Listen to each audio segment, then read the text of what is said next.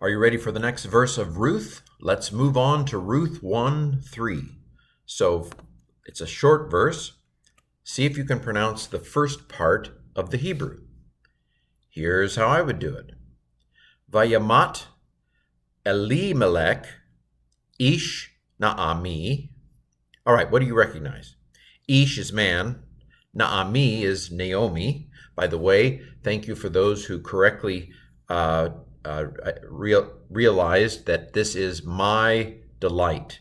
Naomi means my delight. The Hurric yod is my, and then Naam is delight. So the name Naomi means my delight. And of course, we've said Elimelech, or Elimelech probably, the accent's probably on the mem, means, my God is king, or something along those lines. So we've got my God is king, a man. Actually, here it probably means husband, and then Naomi. So we're left with this here, Vayamat. What is Vayamat? Well, the Vav Patak doubling is a converted imperfect, or a preterite. It's a simple past tense. And that means that the yod is the performative of the imperfect. A yod by itself is a third masculine singular performative. So it's, and he did something. And Elimelech did something. What did he do? Well, unfortunately, he died. So he swallowed a fly. I don't know why he swallowed a fly, but he died. Okay, so this is from Mawit, not Mawij, Mawit or Moat, which means to die. And it's a middle weak verb. So we've got the mem is the first consonant, the tav is the third consonant, and so it's middle weak or hollow. It's a middle weak verb with a shruk in the middle. So I believe it's a shruk rather than it might be a whole vav. Anyway, there's a vav there, but it's not. It's gone away. Let me double check real quick. Yes, it is a shruk, moot in the dictionary or lexicon. So, and Elimelech died, that is Elimelech, the Ish of Naomi, the husband of Naomi. Even though there's no vowel change here, because that's a historically long vowel, it's going to be long, and I'm not going to stop being long. I've been long for a long time. And so it doesn't reduce in the construct. But from the context, we're going to assume that this is construct, husband of. That's what happens in the construct. You put an of after it. So, and Elimelech died. That is Elimelech, the husband of Naomi. Now here's the next line. See if you can pronounce this.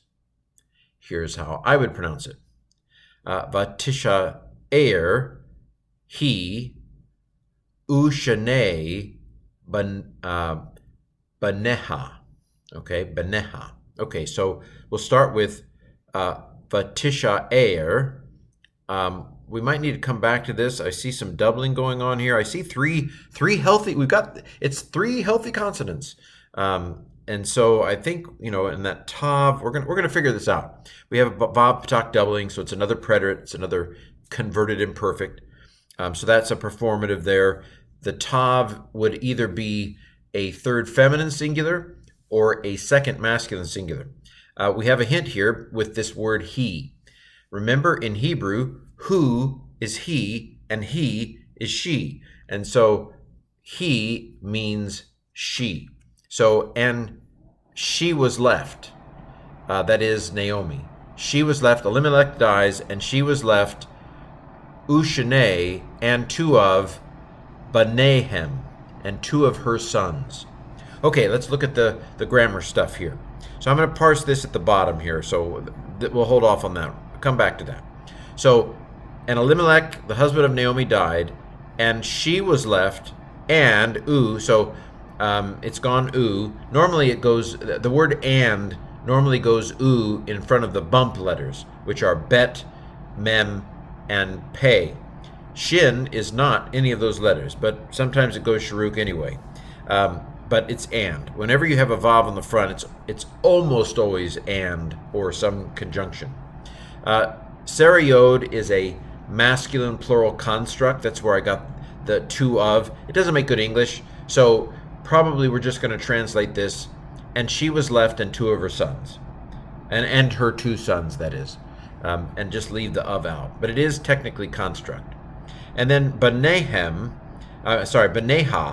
So ha is the feminine possessive suffix.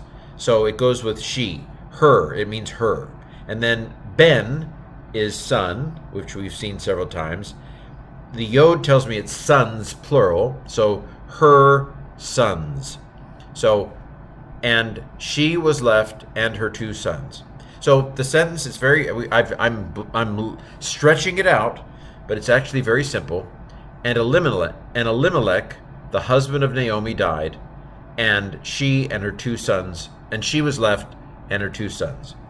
Okay, so let's talk about the parsing of this here. So like I said, we've got sha'ar, to leave. Notice I translated it passively.